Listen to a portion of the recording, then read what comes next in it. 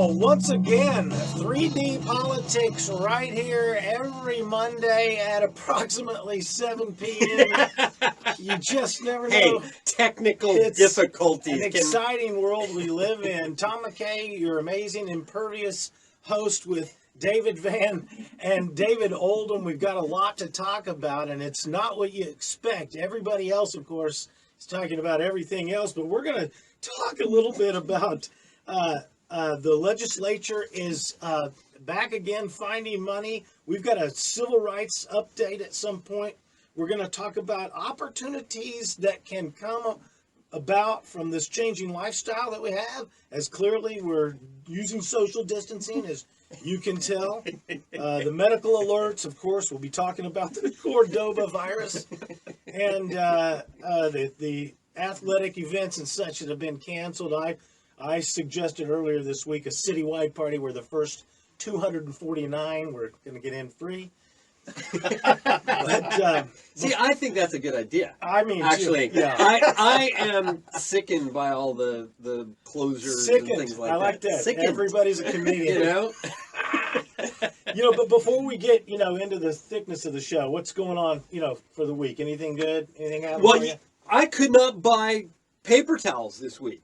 Yeah. I went into a store. I was there working, and into a Walmart, and I have never seen aisles completely depleted, entirely depleted. Got a deal. You need paper towels? Talk to my wife, okay? I told you guys last week I divested of oil stocks and bought paper towels. Well, I heard TP. I didn't know about paper towels. Well, you got to diversify. Well, I was at another store, and a single roll of Bounty, a little dinky roll, was $3.26. Yeah. So I did not buy that particular roll. But I do need paper towels. Yeah. And so I was going to hoard. Instead of buying my normal 2, I was going to buy 4. As a cold-hearted Republican, you know how we are. It did dawn on me at some point that those that hoard, especially like in this obvious situation where they're hoarding paper goods, the only people that do hoard are the people that can afford to buy more than they actually need today. And so the only people it really hurts are the people that can barely afford one roll of toilet paper. So the one guy saves up the month and he goes in from Tent City, and there's literally all the rich people have bought all of the toilet paper. Yeah. And it only hurts those at the lower rung of the status, I think. The whole deal about price gouging, to me, there's problems with this narrative, and it plays to populism, Right. But when, let's say there's a snowstorm and you got a hotel that's 10 minutes from the mountains and they're going to shut down everything, and you jack up your hotel room rates, right? Right. Let's say that you normally sell a hotel room for $80 and now you're going 120, and people think that's horrible. You actually can serve more people by raising the price, because if you keep the price at 80, somebody says, at that rate, I can afford a separate room for the 2 kids. My wife and I have our own room, instead of saying we're all going to pack into the 1-2 queen room. Yeah. So you actually can serve more people by adjusting to the market than by artificially keeping it low. It's one of those counterintuitive things the similar that we learned with Reagan. You lower the tax rate and you raise tax revenue. Mm-hmm. Yeah. It seems backwards, but it works that way. Get into this a little bit. Let's talk about David Oldham has some information about how the Oklahoma legislature, is back again finding money. It's amazing how they don't have it when we need it, but then when they need it, they can find it. Finding money to balance the budget after the largest tax increase in Oklahoma history. Yeah, well, actually, they're having trouble finding it. They've gone and already overspent to the tune of, I don't know how much, but they were complaining and coming out just before their break, saying that they are having budget difficulties yet again. Wow. And they have the as you mentioned, the largest tax increase in Oklahoma history. Actually, unconstitutional, every last bit of it. Now I've now realized, but nonetheless, they got the money. They then Governor Stitt wanted to reserve a large portion of that for rainy day and things like that. And they said, oh, no, we can't do that. We got to spend it. So they went and spent it, and therefore last year had an easy year. We had some Liberty wins because their minds weren't all worried about, who they were going to tee off. And so we had an easy year legislatively last year. Well, but Stitt did put more money into our reserve rainy day fund than any other. I agree. I mean, it's not that he didn't do something, but he didn't get everything he wanted by a long stretch. Right. And so what happens now is just what those of us who were warning about this in the first place, what we warned about, right. And that is, this is step one. Wait a year or two, they will be back, and we weren't off by more than a month or two. Right. I mean, it's been a year and a half, and it's only the beginning of their session. I mean, we're right now in the midpoint, but we're into their session, and all of a sudden they're like, "Oh, we got problems." Yeah. And I mean, look, oil is down.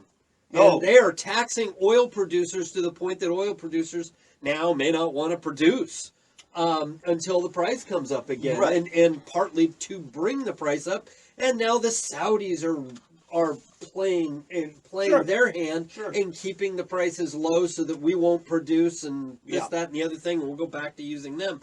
So it's a whole cat and mouse thing, and OPEC's involved, and it's all because of government that we have these issues, and government is screwing it up left, right, and center. And it's like, when are we going to wake up and realize that they are not our friends? Well, they don't even realize that. I thought the solution was expanding Medicaid and spending another $1 billion, right? Right. Well, yes, and putting yet another burden on the system that we can't handle. Because again, with and I would, just Medicaid in the first place gripes me because it's completely illegal. It's stealing from the working people to give to others, a little less fortunate, and it's not voluntary in any stretch. Yep. So that makes it unconstitutional. But the problem is that the feds compound the problem because they don't even have the right to delve into it, yet they are. Yeah. And then, and so they're doing it, but that money that everybody thinks is going to be around forever will only last a few years, and then it's going to go away, and the entire $1 billion is going to come crashing down on our children's heads for people to spend, because people want to spend it today. It will come crashing down on our children's heads. See, if you're just now joining us, you're listening to David Oldham from constitutionalgrounds.com. I'm Tom E. McKay. Catch me on Twitter at Tom E. McKay. And, of course, David Van from Soonerpolitics.org. Let's move on, if we can, now to the legislative halftime damage report, because that's kind of what you were talking about. Well, yeah, because you've been talking the fiscal policy and the disaster, the train wreck, that they cannot seem to keep from having more and more of them. It's like, can we not see the train coming? Yeah. And slow down for the crossing? Yeah. I wrote an article for Sooner Politics last year as they were finishing up their halftime. They reached this point where the rules of each house is, by such and such date, we have to pass whatever bills we're going to pass that originated by one of our members, and then send it to the other chamber. And then they just kind of say, here's our stack, we'll take your stack. Correct. And so this is what they generally call halftime. And really, it's a damage report that I headline this out. Right. And I asked you to take a look at it. Right. I'm just curious what you think. What would you say were the worst travesties to liberty? Well, I think perhaps the biggest. Fortunately, we were able to stop the one, which was Smith's bill. Was that the gun bill? That was the the red flag. police detaining people. Police detainment bill, right? Yes. And being forced to answer. Yeah. Not Stop and frisk on steroids. Is what- Yes. Oh yes. Yeah. Oh yes. It would make Giuliani proud. Forced. But steroids are illegal. Anyway, the other one that I think it's I think he has good desires behind it, but he's gone about it the wrong way. Is the one about the teenage marriage? Oh yes, that would be Jason Dunnington. Jason Dunnington. No. I think that he has desires that are headed the right direction, but the way he chose to go about it, and we're going to get into that in some of our COVID stuff later. Okay. But the way he went about it, because legislative mindsets, and this comes to all of our mindsets, have been so twisted by media and education and everything like that for 100+ years that he has just decided, well, we're just going to go about it this direction. Okay, can I set it up and then you... Yeah, please. So the original bill that he wanted to do says, all right, nobody in the state gets married until they're 16. I don't care if you're a judge, I don't care if you're a preacher, I don't care who's your mama, who's your daddy. Nobody gets married under 16. Hurrah. And then he says, now, those of you that are 16 or older, now, we're going to no longer require your parents' permission on it. We're going to emancipate you. As a matter of course and policy, every judge is instructed now to treat them as an 18-year-old, as somebody who can officially reach the age of majority. It used to be 21, some 40 years ago, and then the Vietnam War, we decided if they're old enough to go die for us, they're old enough to be treated as an adult. Correct. Okay, so this emancipation thing, which basically means we give you now full majority rights, he's saying the judge does that, and then you can go ahead and get married.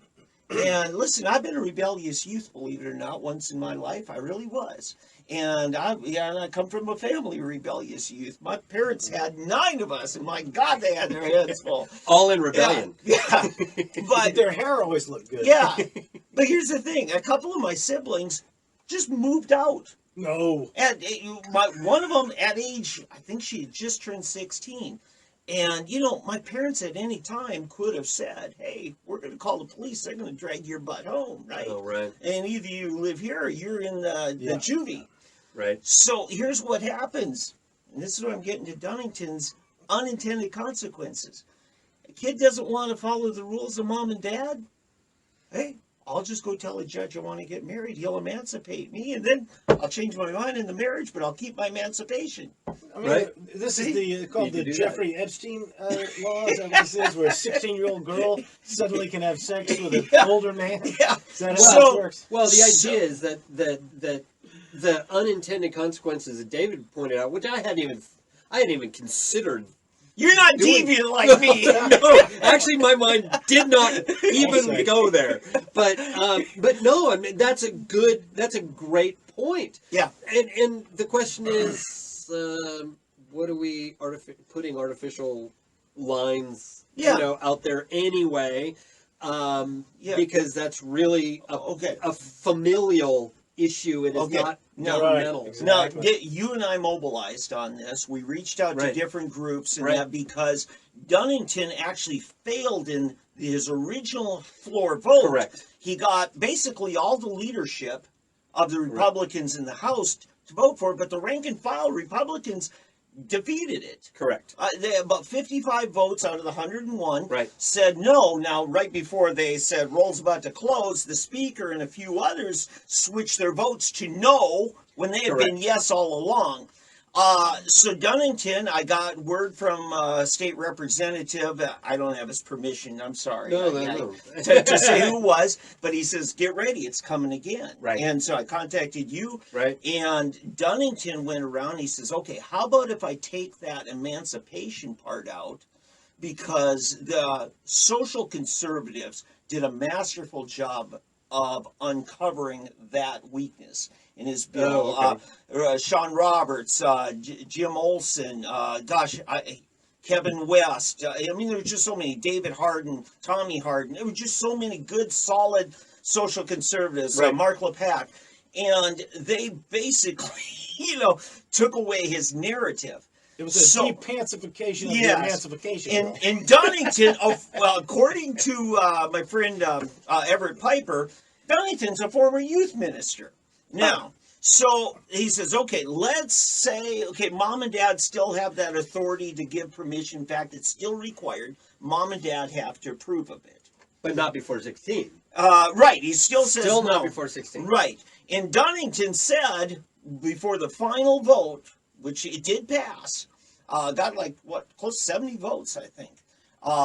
Dunnington says, look, if it was up to me, nobody under 18 would get married because I failed at my marriage.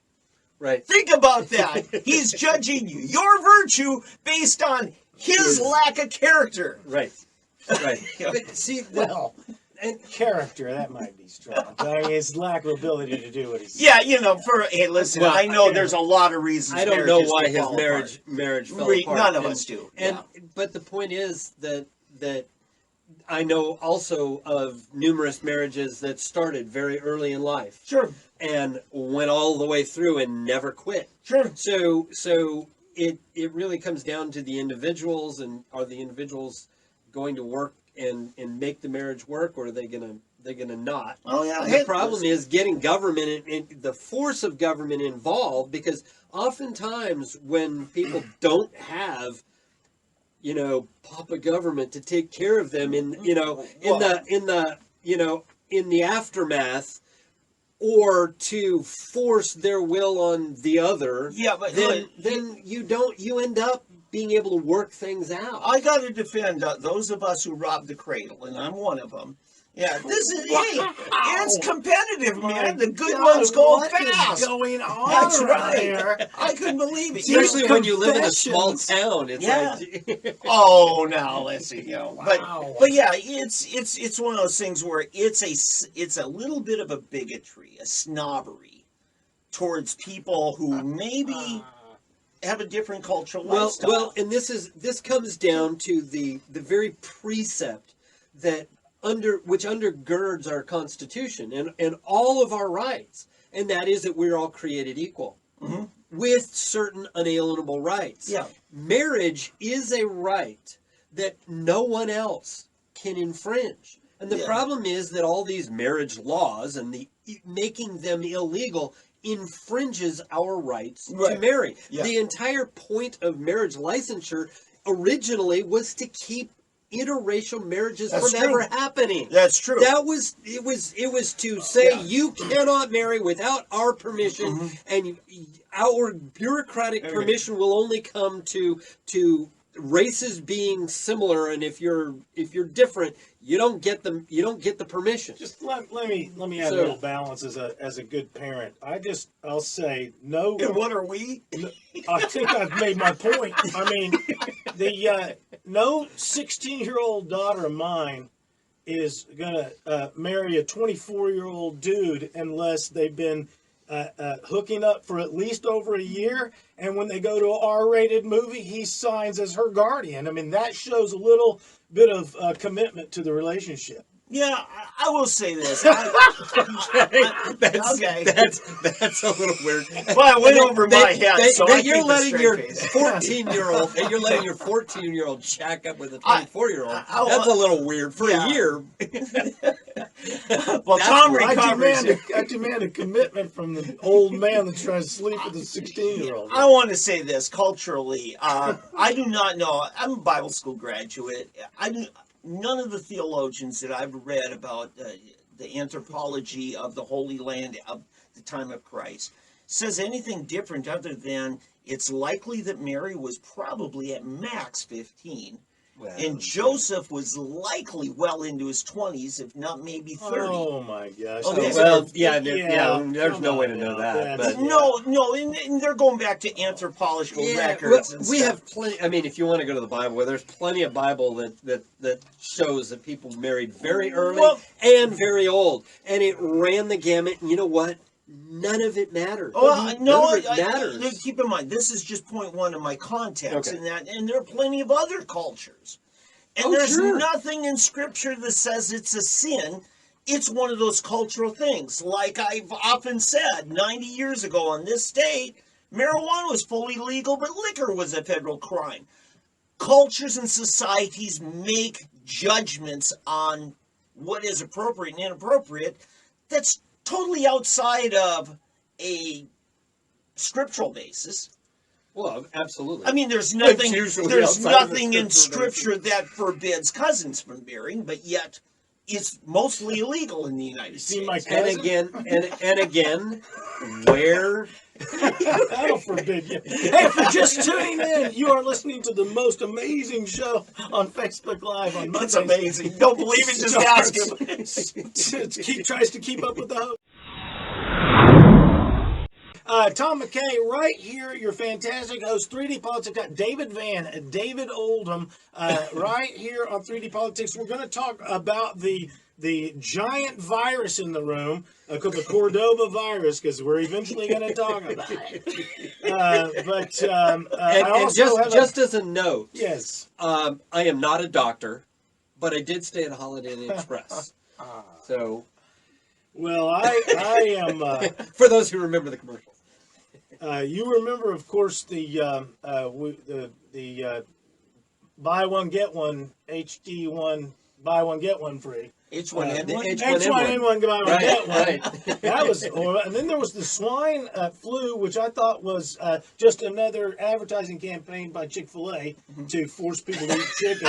I had no idea that was Chick-fil-A around back actually a then? thing. Was Chick-fil-A around back? Yeah, they were. Well, Sure, the they first were. one regionally. It's an Remember, eternal drive-through. It's with Yeah. Christ and stuff. So. Yeah. I would say, go ahead. I just wanted to make sure they knew who they were watching, and I'm also going to try to give. I've got a constitutional query for Oldham about nonprofits, and I'm going to talk a little bit about an idea I have for fixing it, how to fix it. Okay. And so, but let's talk about the medical alert that kicked in, the giant virus that's in the room. Oklahoma City, KOKH. The number of people being tested for the coronavirus climbed significantly on Friday. According to the Oklahoma State Department of Health website, they had 4 people who were being tested as possible cases on Thursday. The number now stands at 37. Go, David! Well, as of this afternoon, they announced that we've now got 9 cases, 8 of which were people who traveled to other places and brought it back, and they're convinced that. The unique thing about this one, which is in central Oklahoma, is that it was somebody who didn't leave the state. It's somebody who contracted it here, and their policy is they, if 2 positive tests happen, then it's confirmed, because you could have a false test on it. So so that's what we've got. We've got 9 now. Yeah, I don't know if you heard, Trump was asked about Governor Stitt. Yeah, You hear about the tweet mouth thing that he had? Twit was out last weekend with his kids, took a picture of him there at a restaurant, and he said, hey, support a restaurant, man, you know? I know. Yeah. I tried to today, and they were closed down except for the drive-through. Well, it wasn't drive-through, but the takeout. How quickly life can change in 3 days. Yeah, it really does. So, And it's all hype. Now, David. It's the media hype. Trump's in a press conference. I replayed it here about an hour ago, and they asked him, what have you got to say about, Governor Nunes in Florida, or, Governor of Oklahoma encouraging people to go out to restaurants and that. Right. And Trump said something, this is really important because there's a principle in this. He says, I haven't seen that. He says, no, in Oklahoma, they don't have it as bad there. And that's a call that needs to be made on the ground in that state, given Right. the conditions. Right. Now, whereas earlier today, His Highness Emperor Andrew Cuomo says the whole nation needs to have the same standard, same policy, everything. We all need to live like New Yorkers. You know, nobody could really Right. see this kind of social distancing being a thing that you had to do, but I will say there's a couple of business models out there that were way ahead of the curve, and that is Epic Charter Schools and Yes. webcam girls. I mean, they are way ahead.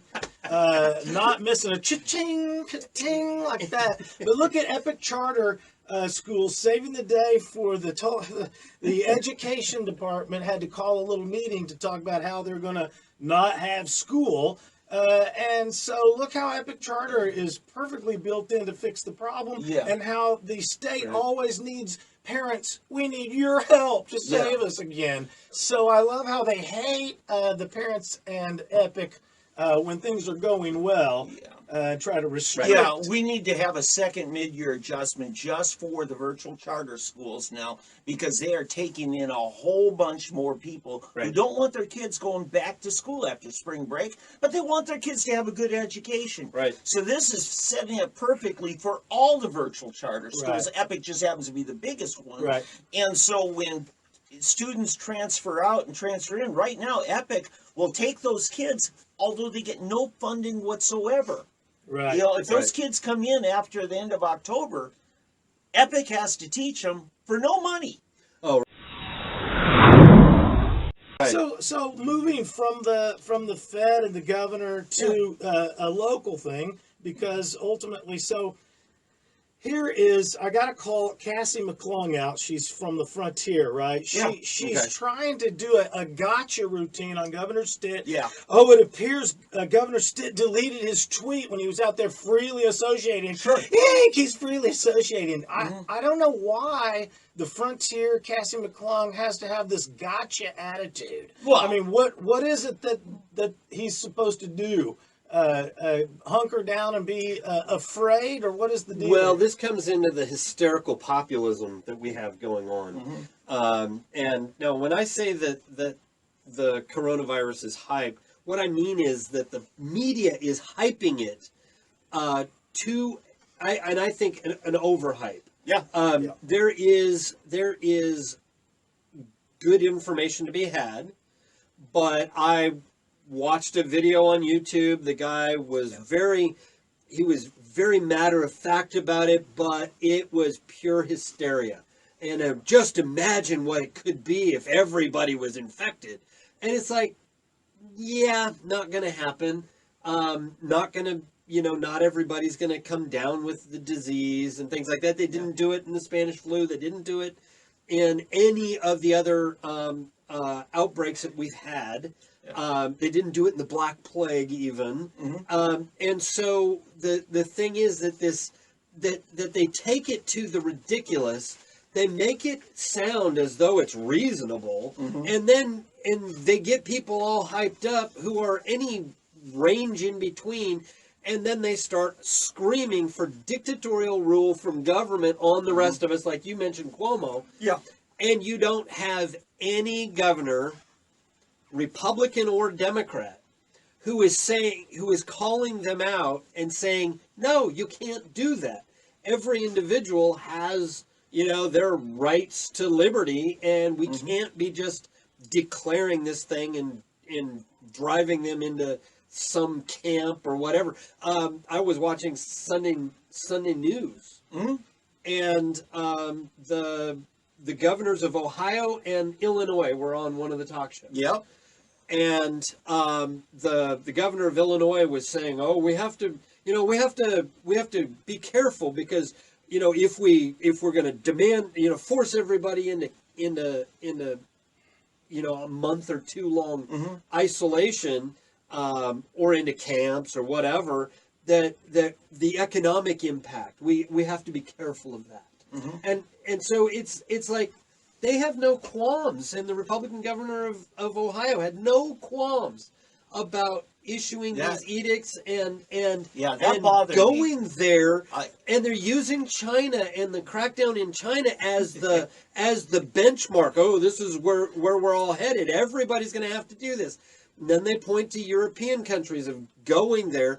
And mind you, this was discussed weeks ago, a month ago, on the Alex Jones show. My tinier little point about Cassie McClung is she has a cattle mentality about Correct. the people that she is serving as a journalist. She is implying, I believe, with her try to get you, Governor Stitt, for posting a free association picture during Right. her perceived time of panic. It is a national emergency. We are taking precautions.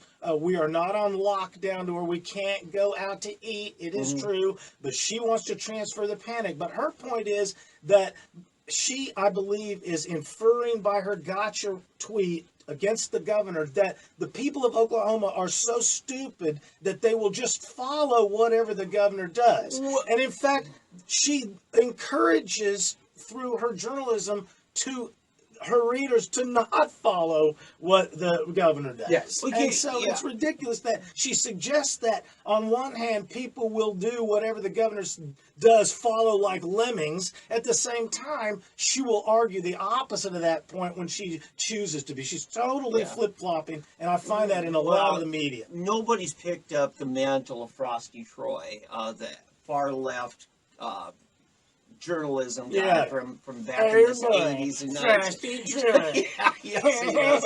But listen, the left needs they need their own Al Gerhardt, and I guess that they decided that the folks at the frontier were going to be I think A it's little more insidious. consistency would be Well, nice. I think it's more insidious than that. She knows the chattel mentality of her readership, and the fact that people are sheeple, that they are the lemmings who will go one way or the other. Yeah. She doesn't want them, obviously, given what you're saying about her article, she doesn't want them going the direction of the governor. She wants to shame him, and she wants Right. to go Yeah, that's It's the a other shame direction. thing, right? It's Oh, a shame yes. thing. Yeah. She's Oh, showing yes. this picture of Stitt and expecting a 1970s sitcom audience reaction. Ooh, Yeah, but that goes. oh boy! And that's why I brought up all Children. the stuff about the governors in the other states, because the media and government combine in the whole thing in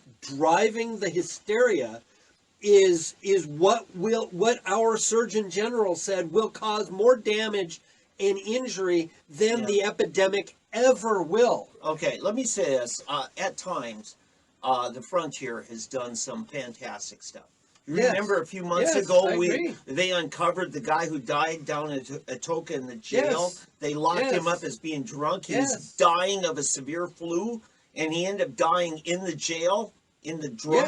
Yes. in the They did drunk great work state. on that. Consistency So, would be nice, David. Listen, from the frontier. you know, I I know agree. the guys. You know, Dylan Thank you. Go Forth, Cliff Adcock, some great journalists, but yeah, they throw some red meat to the left, and that's what I think this is red meat to the left. This is like, let's run him through the mill a little Well, bit. the Is the this point a is, childish ploy? Yeah, There's it no is. journalism going on there. No. She No, tweets no, a you're right. picture No, of you're right. the governor out to eat and expects everybody to go, ooh. Well, What is the this, thing like is, a body snatcher routine? was it in the editorial section? It's on Twitter, my God. Okay, well, so it's a little more anyway, editorial. I got for- my own. Well, the frontier is an online. No, It what is. I'm getting at was the frontier. She wasn't the only one. Look, No, what other I'm getting at was the frontier. Was it in an article in the Frontier? Yes. So was it in the editorial section of the I was Frontier on the only news? It doesn't responding to her exist there tweet. because that's an online. It's just Well, they're all articles. Okay, You know, my thing on this. it's editorial nature Yeah. is what I'm getting. at. Here's what I think you'll agree with me on. We hate, and Tom, you got into this too, about the shaming that goes on by our elected officials. Yes. And you know, payback's a bitch sometimes, if you pardon my Well, bluntness on it. the thing is, they're remember- shaming the Well, remember that the shaming mostly goes, well, it goes both directions, but it never goes to the right direction. Well, and it's a lowering of our discourse. Would you not agree? If we have to use shaming instead of appealing to their better nature Well, for good judgment. frankly, most of our government, we use shaming. We started out the show using shaming. Me! So here's what she says. Halftime damage Guys, since we're report. going to beat this to death, it appears Governor Stitt deleted his tweet, implying like a governor cover-up. Sure. So Right. I said to her and a couple other people, like KTUL even commented on it, I think. But I said, wow, true crime investigators, could this be the smoked tuna we've been fishing for? What's behind the mysterious disappearance of Governor Stitt's tweet? Could the walls be closing in on Governor Stitt? Yeah. Oh, my God. Yep. All right, let's move on. All right, let's move on. Tom McKay here. You can just contact me anytime you want on Twitter at Tom E. McKay. I've got David Van and David Oldham here. David Van with Soonerpolitics.org, and of course, David Oldham with ConstitutionalGrounds.com. We're going to talk a little bit. Let's just touch quickly because we've already kind of done the Cassie McClung show, but G.T. Bynum did shut us down. He wants 249, but not 250. Isn't that right? Oh, well, and then you had Cuomo, so I'll see you let's 250. stick around in Oklahoma. KTUL Right. Well, TV. I am. The city of Tulsa announced a gathering of 250 of people or more at the city Tulsa properties, etc. will be canceled at 5 p.m. That was last Saturday. Last Saturday. By Sunday, it was down to 50, and this is coming from other jurisdictions. And then Trump today, although he said this is advisory, nobody's forcing anything, he says, if you keep your groups to under 10, that's ideal. And he said, now, here was the deal. He says, just for the next 2 weeks, we're going to try to clamp down. So I understand this is a cramp in your lifestyle, but let's do 15 days of this, and that'll get rid of that surging, tidal wave of infections that they would otherwise expect. But I'm sorry, I pulled you off your point. No, I just the point that now we are we are. Did you see the video of New Orleans shutting down New Orleans? The cops, yeah. Did you see Oh, that? I wouldn't doubt it. I read yeah, some narratives. so if you'll notice, So- they're pushing stuff down on the coasts, Yeah. and they've been gating us all in. It's just a matter of time, and even in Oklahoma. And you heard about the Kid Rock Yes. in Nashville? Yes. That Not was going to today. close down. They're going to stay open in Yeah. defiance. Yes. We'll see how that goes. Okay. Yes. Some sort of restaurant. I happen to tune in. I'm driving the car all the time, and so I'm tuning into Sirius Satellite. Yeah. And shameless plug for them, and I'm not getting paid for it. I'll give you a buck. But anyway, I was listening to the satellite and Oh yeah. and some of the comedy stations, and happened on several of the weekend update or week updates that happen on Friday nights. And Kevin Hart, I never listened to him just because it's filth. Just filthy mouth, and that's just not what I like. But they did a fabulous expose of all the junk that has come out in the past, and the very few who have actually been affected and in running the numbers for their audience, and Larry the Cable Guy and other people were doing the same kinds of things. Yeah. It's sad that we have to go to the comedy channels to get actual decent news coverage. Sure. Because they're actually providing more and better information than the propagandist media. Right. Right. So, Yeah, and I appreciate, the fact that we're not getting hit as hard in Oklahoma. There are some things that perhaps we're doing right. Maybe we're just cleaner people. We have more Maybe we're space just in healthier Oklahoma. people. I mean, Well, we literally have more space in Oklahoma. But something bothered me about Mary Fallon. This is about 5 years ago. This new thing, this new technology to replace smoking is going to be vaping. You've heard of vaping, right? And 2015, she declared a ban on any vaping on any state facility, state property. Right. And here's what was bothering me was her justification. He says, we have to hold off on allowing this until we learn more about it. She says, my ignorance is enough reason for me to ban your liberties. Right. You know, And that is ultimately, where does GT have the authority to tell me that I can't go to a restaurant that has more than 50 people in it now? Where is the authority of the governor of whatever state, Mr. Cuomo, to dictate the size of my soft drink, or the who can open and who can't open their business for whatever reason? Because while they're keeping the bars from being open, they're allowing the grocery stores to be packed, and the department stores. And so the arrogance and the arbitrariness is astounding, and that nobody is calling them out on it is just mind-boggling. So you know how we went to Virginia to help them out with their issue. It's time to road trip to Nashville. Here's this story just in from Sooner Politics.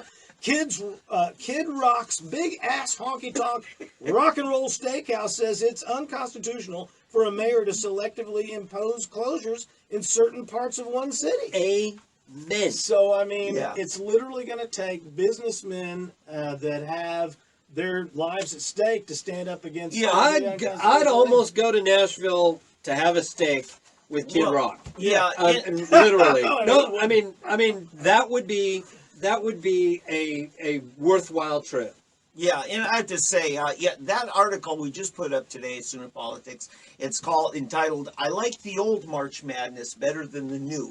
Well, that's the best thing about this coronavirus is basketball's canceled. Wow. Thank God. Besides public schools. Tom at Tommy McCann.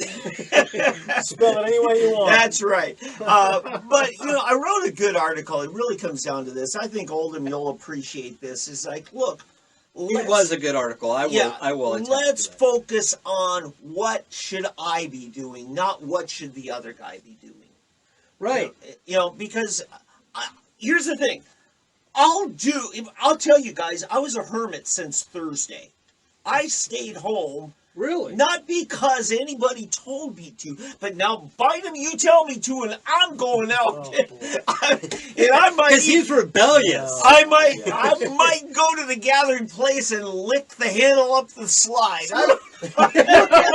I'm sorry, you just pulled my Just cord. Because you told me not to. You just pulled my cord. Look at how the Vision 2025 money sits at rest. We spend all our tax money to be indirectly and minimally benefited by the gathering place and all these other city entities at the PAC and the library, etc. And guess what are the first things they shut down and start begging for your help, parents? They shut down the library and then all the meeting places that we collectively, all the Vision 2025 money that the mayor pushed for, you can't access it right now.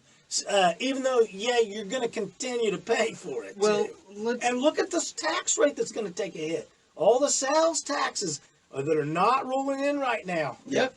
I want to just sum it up. Sorry, you got me on that. No, I want to sum it up with this line. I said, quit trying to control everyone else and start focusing on your own boundaries set by you.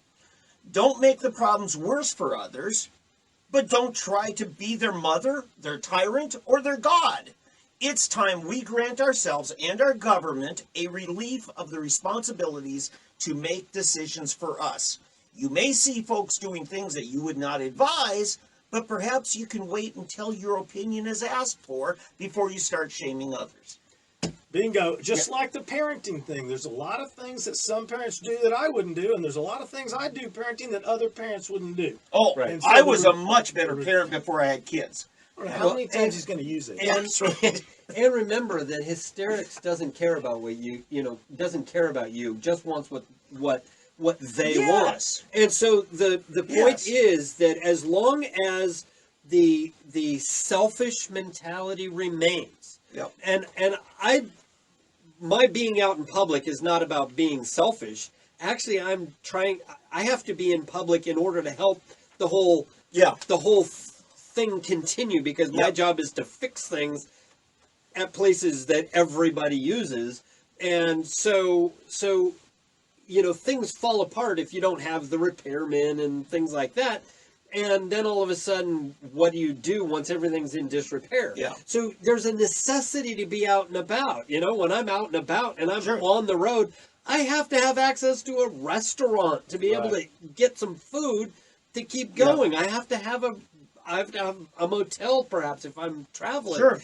I have to have those things, and if they're arbitrarily shut down by some tyrannical government who has no authority to do any of those things, by the way. None. Okay. Zero. I want to say... Which that'll get us into something in Bynum's else, defense, what he did do was say, you know what, I'm going to cancel the permits for events using our city property for groups above 250. Right. And again, permits are ridiculous. Well, they're illegal. Okay. That's he doesn't so you have agree with the authority. Well, Just go without the permit, because that's the point. Also, it is also in Bynum's defense. It's easy for a guy like me to tell Tom Brady how to throw a pass. I mean, Bynum's in the seat. He's having to deal with it. There's a lot of issues I don't know about. But this, and so he has to act in certain ways to maintain the peace and calm. Well, now this gets into what I teased earlier, and this is that he is required to do things within the limits of the Constitution. Right. That pesky document that limits how government does things.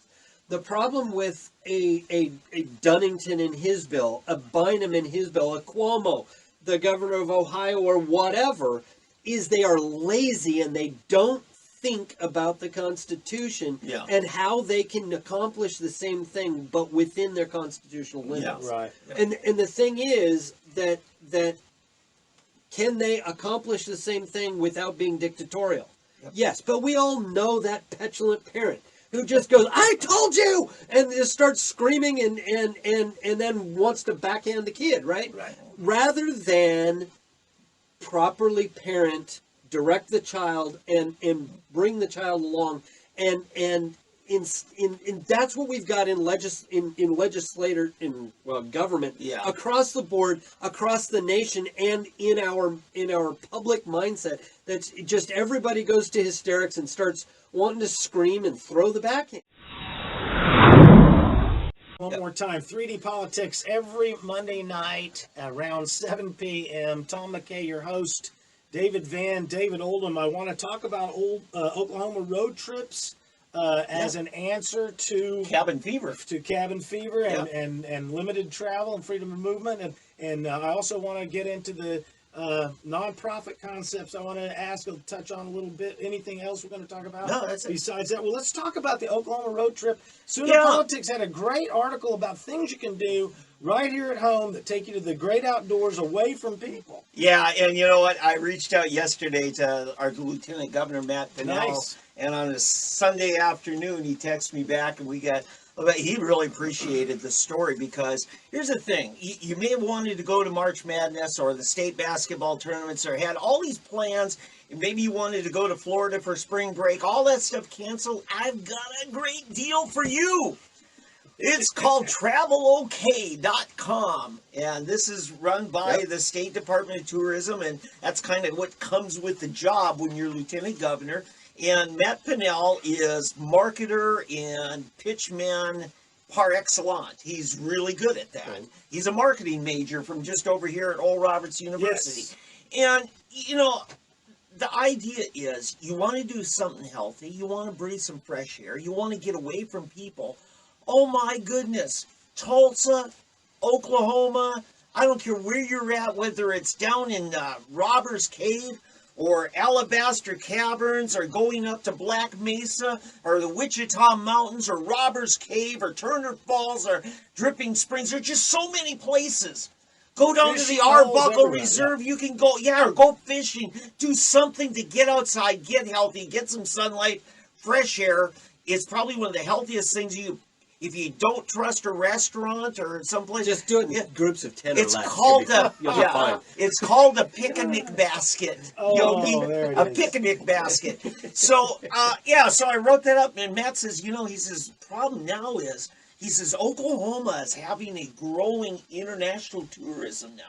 Right. People have fallen in love with the romance and the Old West. The Old West, right. the Route 66 is really big right now. Right. And it's just very romanticized. He says in Japan and Germany, right? Yeah. Especially. And so, in Italy and stuff like that. And we don't necessarily want Italians coming over here right now, right?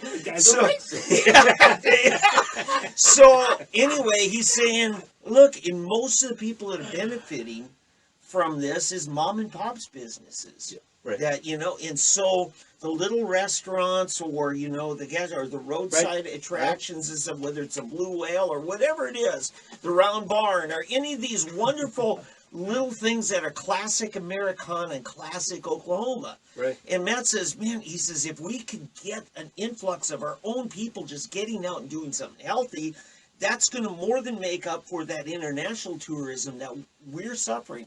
Sure. Matt watches these things, and he gauges the success of different marketing ideas. And so, look for Matt to follow my lead and ask people to get out and do something healthy. I told him we were going to be pitching this tonight. I just wish it wasn't government doing that, because it needs to be outside of government. I know it. But it fell in his lap. He's going to do a good job of it. We Right? got to have a strong state to fight back against the feds. That's that's almost the only way you can put up with it. But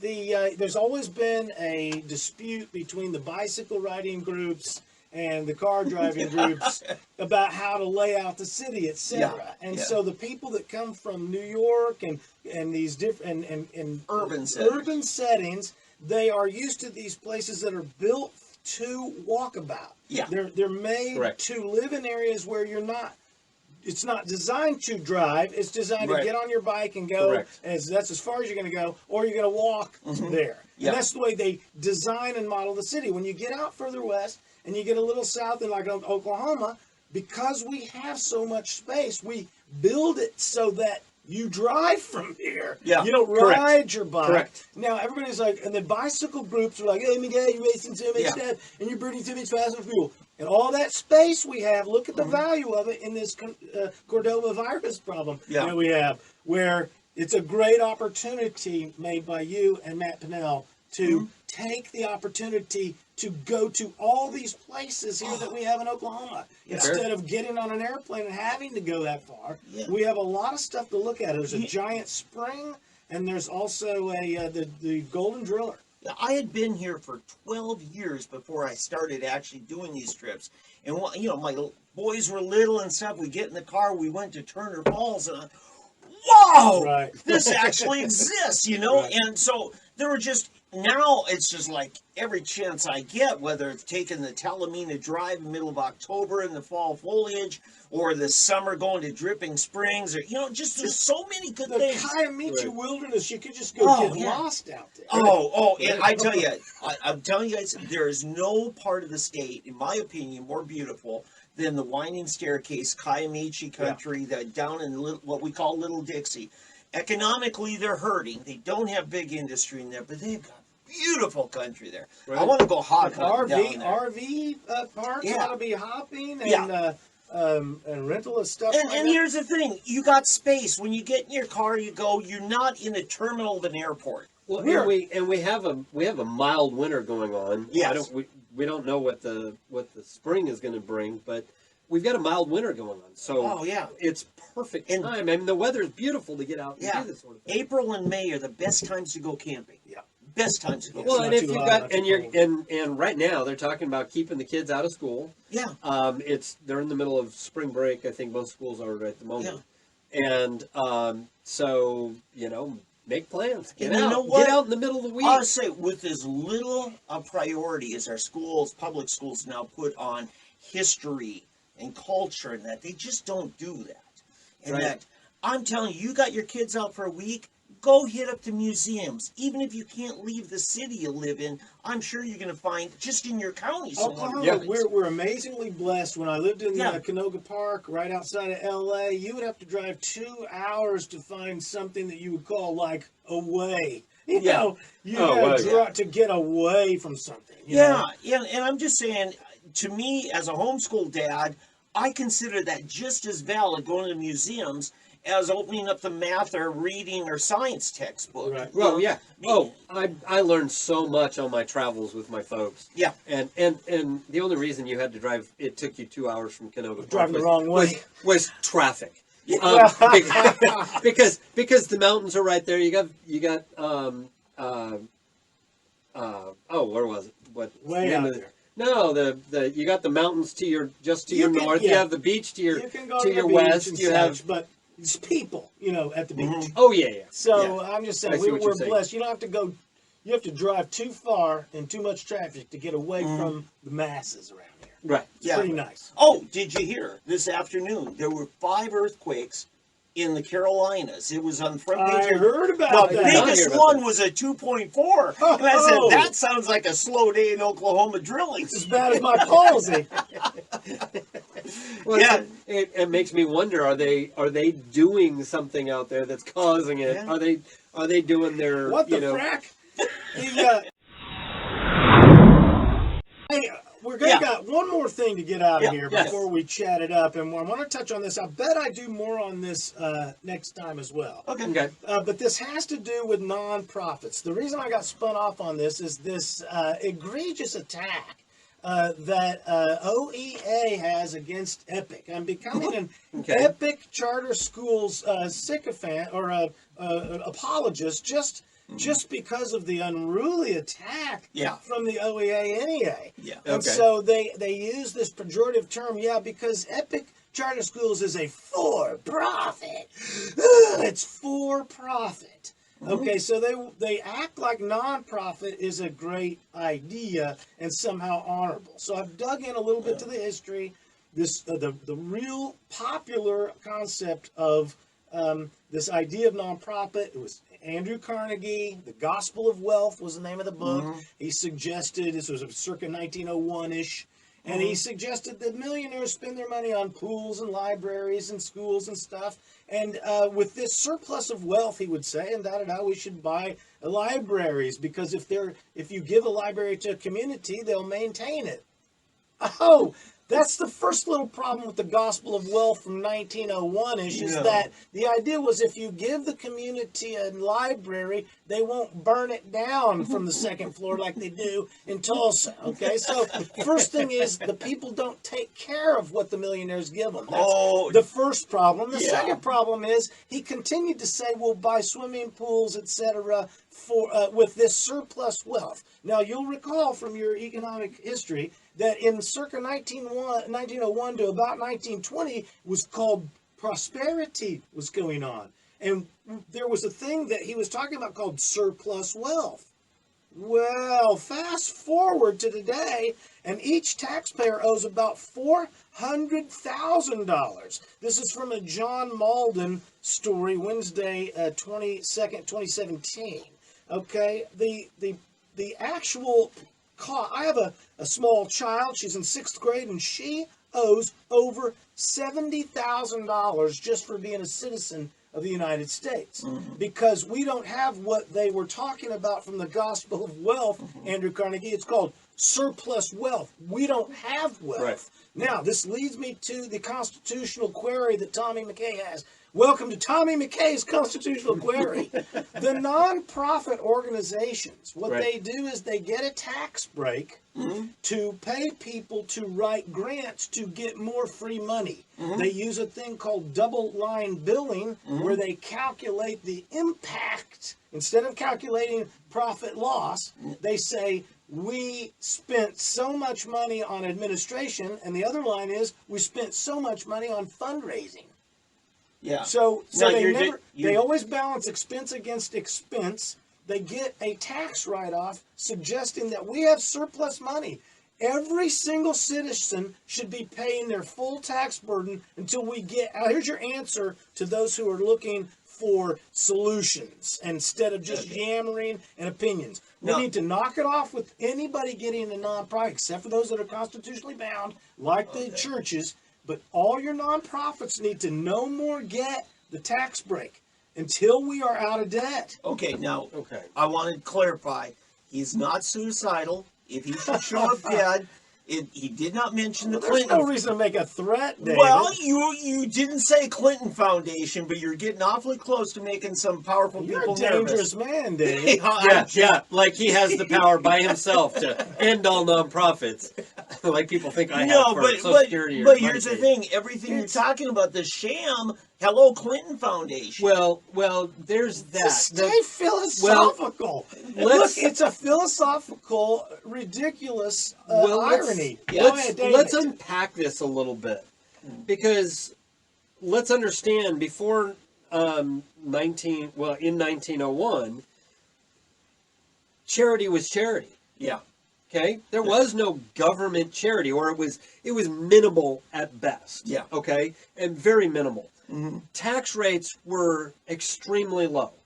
There was no income tax. Yeah. The taxes that were collected to run the federal government were collected by the states on a per capita basis and given to the federal government. Okay, I got to clarify something though. You're referring to federal tax status. We don't know how the states collected taxes back then. Well, I can get into that a little bit Okay. as well, but Yeah.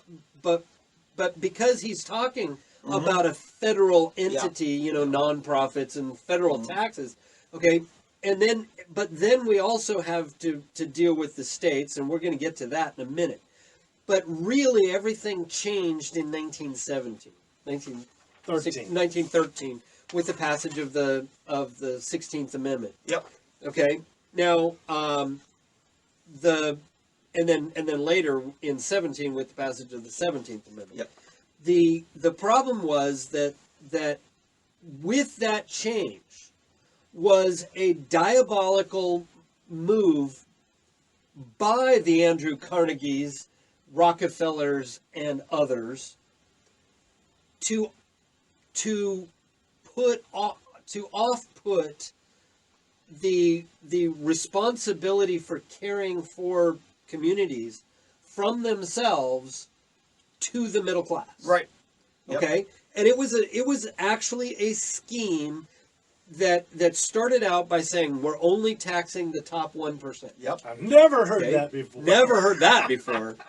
Only taxing the 1%, but then it very quickly turned, and by World War II was taxing the middle class much more than it was the millionaires and billionaires. Now, mind you, they were then hiding all their excess money Oh yeah. in all these charity nonprofits Yeah. who were then tax free, and so they still got to utilize all this money and utilize through these nonprofits ways to garner better tax breaks, which came back to actually earning them money. Now, we see this right here in Tulsa, and we saw this with the construction of the Gathering Place, Sure. which was not philanthropic. It actually made a profit for the one who did the quote-unquote donating. Yeah. Because of all the tax breaks and Right. so forth that he therefore got all through, that ended up coming back to him. So Yeah. it ended up being a net profit for him, not an expenditure. And so we have to start re-examining how we look at these things. Is this really and what does it mean not for profit? Does that mean that everybody who's working there is donating their time? Oh, hospital. No, not a second. All the hospitals are not for profit. Don't you see how they're doing? and you see, but everybody has a job, including the people on the board who are raking in millions. Yeah, so that's not profit. From the socialist mantra that we're all in this together, and the Right. concept that as a society we have a monetary debt. It's not like a moral debt that you can't calculate. We have numbers of dollars we owe.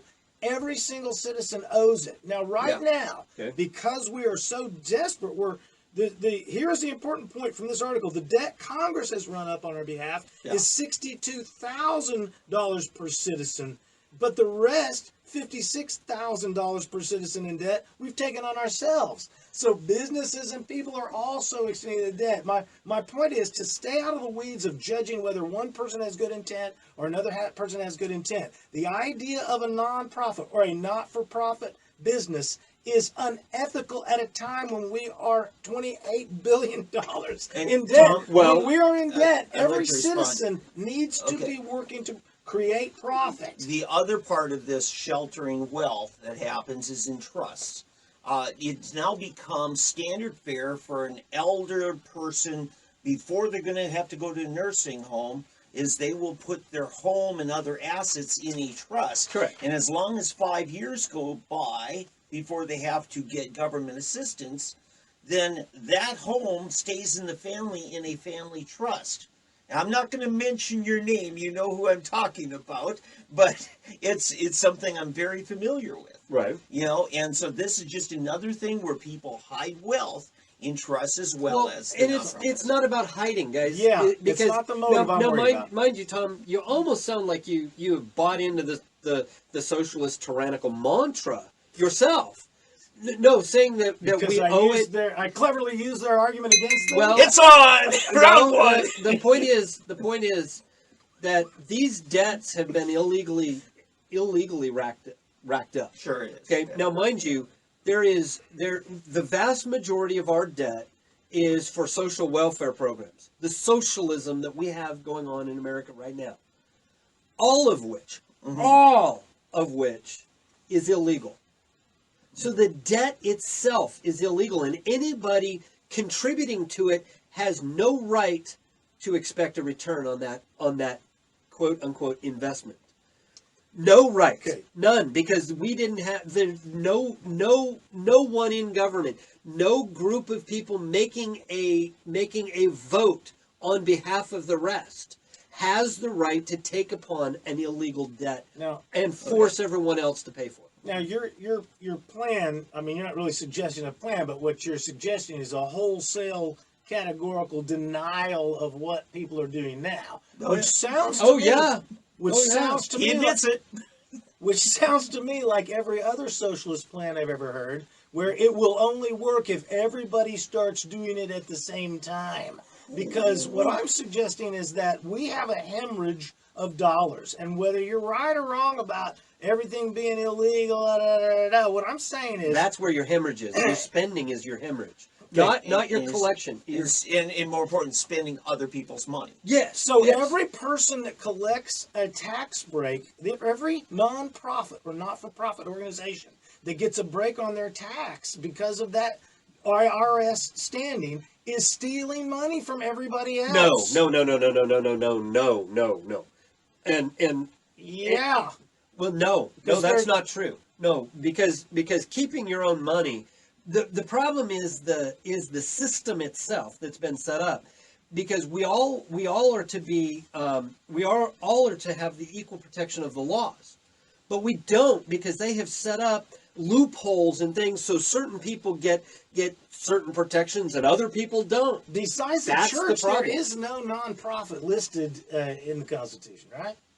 Where's Well, the first church of all, listed? no, keep in Oh, well, mind, okay, when you're referring yeah. to a nonprofit, the Constitution was put up at a time when the federal government wasn't taxing; they were doing tariffs, but there was not an income tax. In fact, there was a constitutional stipulation that the federal government cannot do an income tax. Absolutely. Paying your taxes is a duty. Not for the illegal portions of your tax bill. Your taxes that you actually owe Fine, I'm not are getting a into mere those weeds. fraction. I'm talking about the philosophical understanding that at this time, when our society is this deep in debt, we cannot afford to have non-profit organizations not pitching into the tax. Well, base. again, you're wanting to hold on to we've got to keep things as they are in terms of the spending. No, if you take I everything, never said that. well, hang but, on. yeah, If I mean, you take it, no, if government got completely out of the socialism and we ended all socialist programs, social programs in the United States, federal, state, and local, we would have so much left over. We could pay that debt down in a matter of under a decade, and we would be debt free again. Let me read this important information from John Malden. And before- everybody would take a major tax break. Okay, let me read this. I think this is important information from John Malden. His article is entitled, "Each U.S. Taxpayer Now Owes About $400,000." It says the U.S. national debt has surged to almost $20 trillion. And the state and local debt is another $3.2 trillion. So see, there's you're adding up here. Yeah. The 20 trillion is in the face. The 20 trillion is the face amount of all outstanding Treasury securities. It doesn't include unfunded liabilities like Social Security and Medicare. Right. Those are down at the very bottom of the page. But if you set them aside for now, break down that national and state and local debt by the number of U.S. citizens, we find that every man, woman, and child owe over $70,000. Worse yet, the total debt per taxpayer is over $190,000, riding fast. If you include unfunded liabilities, the total debt per taxpayer rises to about $1.2 million, give or take. And that number does not include the unfunded liabilities at the state and local level, including the pensions that are theoretically guaranteed by the states. So we are so far down, regardless of how illegally gone we've been for 200 years. We can't afford. My suggestion is we should stop all nonprofit organizations from not getting going a to tax happen. break. I will never support that. Why? Because the only thing that I would support would be an elimination of any status that gives anybody a break over anyone else. That's what the nonprofits get, is a break over other people. Well, but you're still wanting to maintain them if it's because of a religious philosophy. It's got to be. It's got to be across the board. Everything's got to be equal. Pitch it. And then the other thing is fine. The only reason I gave the caveat to the church was because I thought it was written in somewhere. Fine. I don't care. Nobody deserves a tax break right yet till we get what's called surplus wealth. But we all need to be rebelling. We all need to be rebelling and not paying our taxes. Well, yeah, because no American has a lawful tax bill. Tom, not one. Tom, it starts with this: a balanced budget mandate that you can't spend more than what you've got, because otherwise, what you're doing is screwing the next generation. No, it's not about a balanced budget mandate. I'm not saying it's all about that. I'm saying that that starts with this: you're living on this much. That doesn't even talk about the debt. It talks about the not going further. But this is the point: is you can have a balanced budget and have it be all illegal. It's all about getting your spending lawful. As soon as that happens, everything changes, and we get out from under. The problem is when you talk about spending illegally. That's what I'm saying. What? I'm suggesting that them spending and not paying their taxes is spending illegally. It is. Nonprofits are entities that do nothing but spend. That's his point. You've got another point. Well, so the problem is all they're doing is spending. So control nonprofit spending. That's one point. You've got another point. I think it's valid. Yeah. The point is that I can spend my money any way I want. And government can't dictate to me that I have to spend it one way or another, or else I'm going to have to pay them a bunch of money. That's just more dictates. Okay, here's what I'm hearing. It's three people all saying something different. I'm saying that you don't straddle the next generation to pay for things you borrowed money for this year. Absolutely you can't. And then your spending must meet with the founding constitutional principles of we don't give entitlements to individuals. Davy Crockett fought that battle. Yes. Remember that? That was one of the first ones. And and your point is that well, actually, he was condemned by a guy. And my point is, and your point is, I'm hearing it. Correct me if I'm wrong. Is that everybody should have an equal responsibility, however you define equally, and people quit carving out little shelters for themselves that are not generally available. The morality of sharing the load. I think that's pretty accurate. I think if you've got your little not-for-profit bicycle group, no, friends, that doesn't help anybody out. Well, but the thing is that group, if they formed a coalition and had money in the bank, cannot be then forced to pay taxes because they've all put money into that group, and it's just to spend money for themselves. They've already paid taxes on that money. It's their money. It's just in a group. Okay, And that's the problem, is because you end up being double and triple taxing people. Okay, how about the concept of a nonprofit organization buying and owning and selling property? That's called profit, if you ask me. Yeah, I see what give you're me saying a break. there. How can you own Okay, property so- and be a nonprofit? It's and total bullcrap. here's a bigger argument. Alan Keyes made it so well back in 2000 presidential primary debates, is that the whole idea of an income tax is essentially slavery. Correct. He says, now, if you tax consumption, that's a different deal. But to tax their income, it's just arbitrary, somewhere between 0.1% and 100%, because 100% tax is slavery, out and out, right? Correct. You know, Well, so and So we'd be 1.7 million $3/5 dollars. of a slave. Well, $1.7 million on every taxpayer's head, according to his numbers, right? 1.2 or Or something. 1 point whatever it was. 1.2 million. Okay, that's slavery. That you owe just by being born an American. You owe. That's slavery. Yeah. And let's understand that is all it is, and it is because of the evil people today spending debt money, only spending and racking up indebtedness, that it is coming upon future generations. It is incumbent upon us to end the illegal spending that drives up the debt, and that can only end by ending the social programs.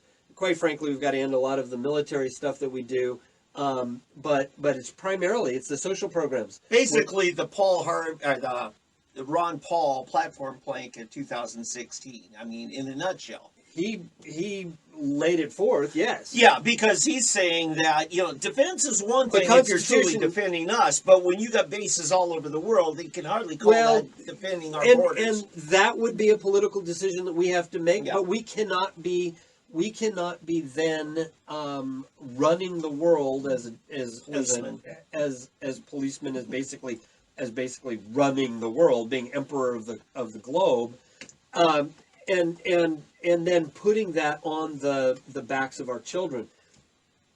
Gentlemen, we got to get out of here. I guarantee you I'm going to have more to say about these nonprofit organizations. I am going to recommend a book to you again this week. This one's called The Profit Motive in Education. And so I'm going to be talking about that next week, a little bit more about getting the profit motive put back into education. It wasn't until 1833 that governments even started getting into education. We got to close it out. Yeah, look at 3D Politics on Facebook. You'll see the article called Cabin Fever. Yes. I want you to comment on there where you think some of the best destinations in Oklahoma are to go. I'd love to get some feedback. Any chit chat before we get out of here?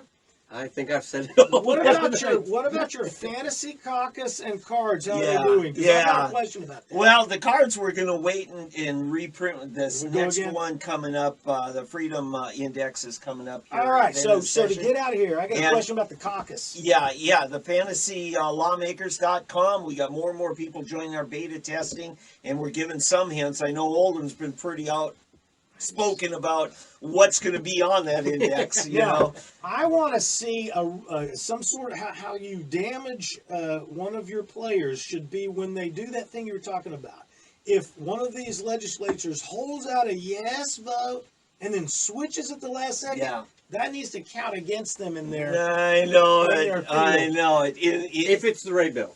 Yeah. If it's a You Liberty see what I'm bill. saying? Just get it a little bit more intricate into how to Right. grade these. You know, sometimes just like my article last week where I called him out, showed the screenshot, and that's probably more humiliation than anything. Well, a lot of people scroll fast. Oh, but we don't shame here. Yeah. We don't shame at all. I'll tell you one We thing. educate. I'll tell you one thing we don't Raise do. awareness. We don't delete tweets around here. That's what I don't do. Hey, that is all the time we got for tonight. 3D Politics, we pushed it down pretty hard tonight. Tom E. McKay on Twitter and David Van, SoonerPolitics.org. David Oldham right there at constitutionalgrounds.com. We'll see you all again next week on 3D Politics. Good night.